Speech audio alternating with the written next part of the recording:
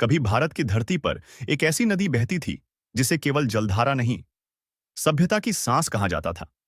वह नदी जिसके तटों पर मंत्र गूंजते थे, जिसके जल से नगर जीवित रहते थे और जिसके प्रवाह में स्वयं ज्ञान बहता था। उस नदी का नाम था सरस्वती। आज न वह नदी दिखाई देती है, न उसके किनारे बसे महान नगर। बस बचे हैं कुछ प्राचीन ग्रंथ, रेत में छिपे अवशेष और एक ऐसा प्रश्न जो हजारों वर्षों से अनुत्तरित है। ऋग्वेद में सरस्वती को कहा गया, नदियों की माता, देवियों की श्रेष्ठ। वह कोई छोटी नदी नहीं थी। वह हिमालय से निकलकर पश्चिम की ओर बहती और अंत में समुद्र से मिलती थी। लेकिन आज के नक्शों में ऐसी कोई नदी मौजूद ही नहीं। तो प्रश्न उठता है, क्या वेदों ने किसी कल्पना का वर्णन किया था, या फिर हमने इतिहास के एक महान सत्य को खो दिया है?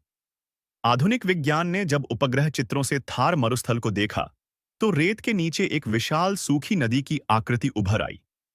हजारों किलोमीटर लंबा एक प्राचीन नदी पथ, जो आज भी धरती की स्मृति में जीवित है। वैज्ञानिकों का मानना है कि यही वह मार्ग है जहां कभी सरस्वती बहती थी। लेकिन फिर ऐसा क्या हुआ कि एक पूरी नदी ही लुप्त हो गई? भूवैज्ञानिक कहते हैं, करीब 4000 वर्ष पहले भारत की धरती ने भयंकर भूकंपीय बदलाव झेले। टेक्टोनिक प्लेटों की हलचल ने नदियों की दिशा बदल दी। जो सहायक नदियां सरस्वती को जीवन देती थीं, वे यमुना और सतलुज अपना मार्ग बदल चुकी थीं।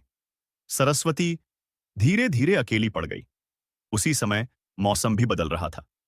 मानसून कमजोर हो गया, वर्षा घटती चली गई, और जो नदी सभ्यता को जीवन देती थी, वह स्वयं प्यास से मरने लगी।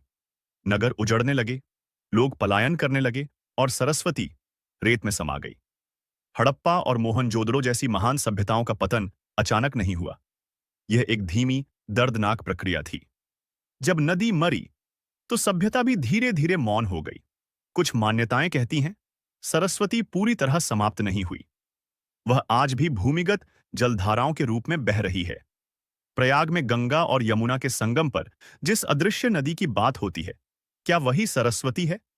सरस्वती आज नक्शों में नहीं, लेकिन हमारी संस्कृति में जीवित है।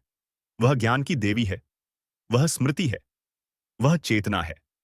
एक नदी जो कभी भारत की आत्मा थी और आज हमारे इतिहास का सबसे गहरा रहस्य।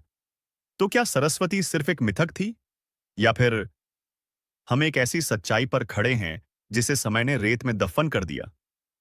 शायद सरस्वती लुप्त नहीं हुई, शायद हम ही उसे देखना भूल गए।